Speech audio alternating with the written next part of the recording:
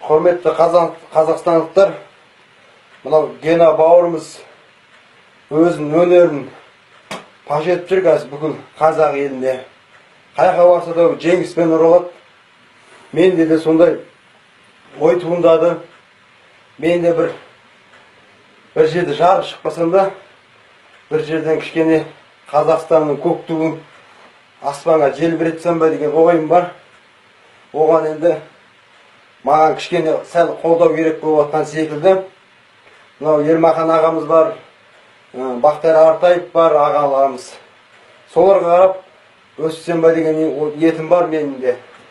Мынау Нұржан Төлендиев бауырымыз айтушы еді, ой, тепсе темір үзетін жігіттердің бәрі ауылда деп.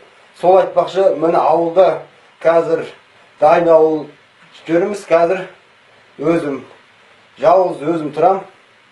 Мынау малмен айналсам, мынау, бірақ мынау бокс өнеріне кішкене өзім қызығушылық танытып жатқан секілдімін. Соған айтпақшымын, мынау Қазақстанның туын желбіреткім келеді.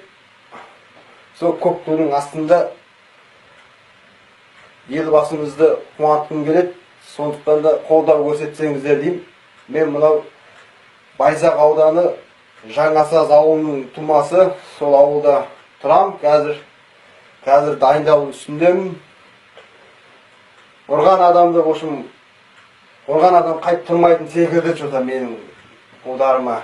Сондықтан да кішкене қазақстандықтарға, Тараз өзімнің жерлестеріме айтарым, кішкене қолдау көрсетсеңіздер деймін. Кішкене поддержка дейді ғой, кішкене поддержка беріп жіберсеңіздер, мен Америка анаяқта, мынаяқта қара домалақ балалардың бәрін өзіме бағындыратын секілдімін қазіргі уақытта. Сондықтан да мына Гена бауырым ұрған кезде тяжело бес деп ұрады ғой, удар. Менде де сондай удар бар, Геннадийден кем емеспін. Геннадий Головкиннің өзімен де шыққым келеді мен. Геннадийдің өзін жеңетін секілдімін мен.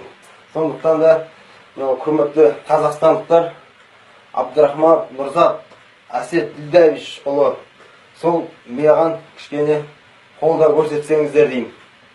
Құрметті қазақстандықтар, сондай әңгіме.